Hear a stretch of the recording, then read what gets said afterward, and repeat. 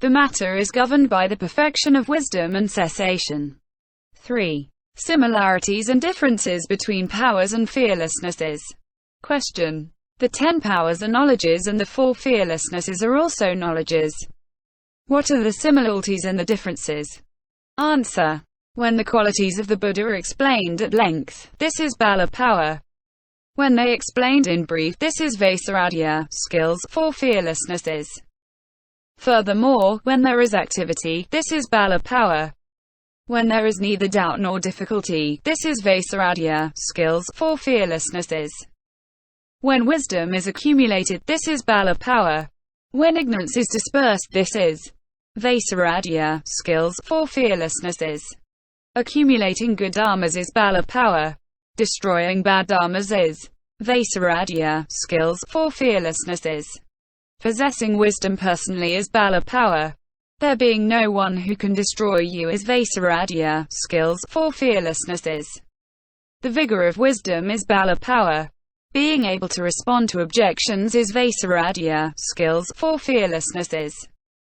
Accumulating the wisdoms is bala power.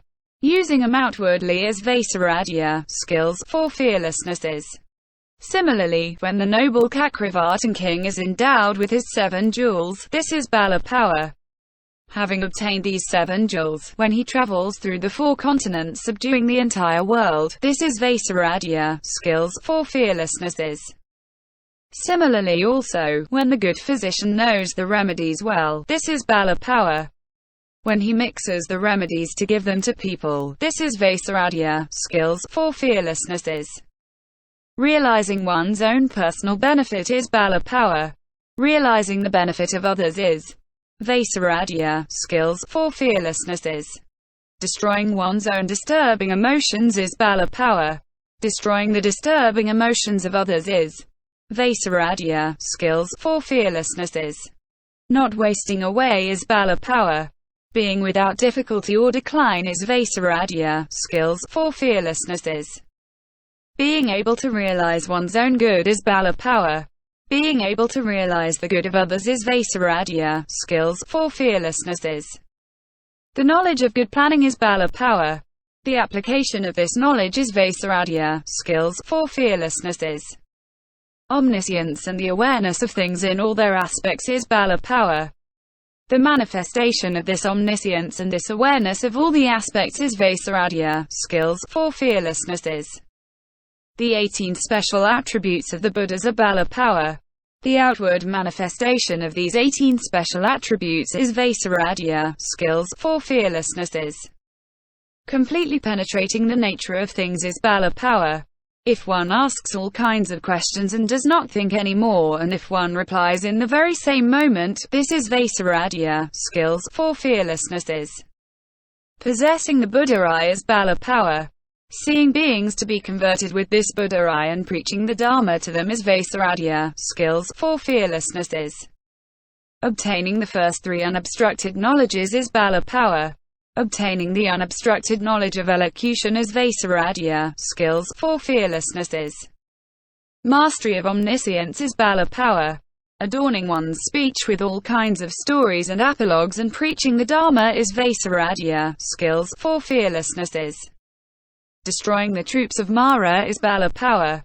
Destroying the heretics and the scholars is vaisarādhya, skills, 4 fearlessnesses.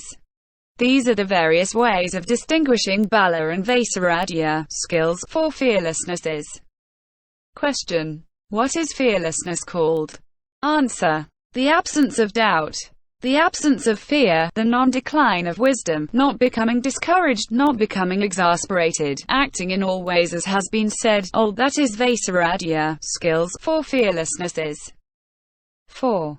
How do we know that the Buddha is fearless? Question. How do we know that he was fearless? Answer. Point 1. Had he had fear, he would not have led the great assemblies by welcoming, dismissing, roughly reprimanding or teaching by means of gentle words. Thus, one day the Buddha sent Sariputra and Maudgalyayana away, but then, out of compassion, received them back again. 2. There were formidable people, such as these scholars, who were absorbed in the height of pride. Intoxicated by their false wisdom, they presented themselves as unique in the world and unrivaled. Knowing their own books deeply, they refuted others' books and criticized all the systems with wicked words.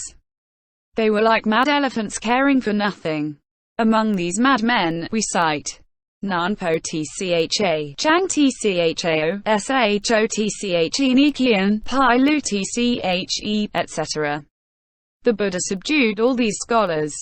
Had he been afraid, this would not have been a case. The 5 wandering mendicants beginning with kiao-chen-jou, the 1,000 jatila rsis beginning with ngeou-leou-pin-louo, kia-chö, sariputra, maudgalyayana, mahakasyapa, etc. all entered into religion in the Buddha's dharma. 100,000 che-tseu who all were great kings in Jambudvipa, King po-sseu-ni-che, King po-sseu-ni-che, King chan-to, po-chou-ti, King yeou-tien, King fou-kia-lo-po-li, King fan-mo-tu, etc. all became his disciples. Brahmin householders, having gone through all the worldly sciences and respected by great kings such as fan-mo-tu, fou-kia-lo-po-li, kiao-tchen-jou, etc. all became his disciples. Some obtained the first fruit of the path, others the second, third or fourth fruits.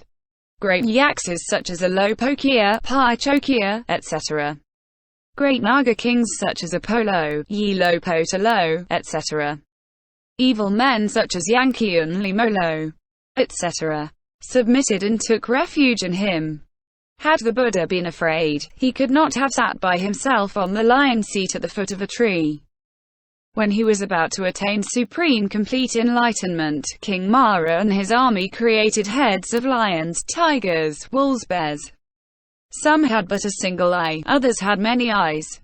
Some had but a single ear, others many ears. Carrying mountains and spitting fire, they surrounded the Buddha on all 4 sides. The Buddha struck the earth with his fingers and in the blink of an eye, everything vanished. He guided the minds of the great asuras such as pi-mo-tcha, che-ti po-en-min, fan-tien wang, etc.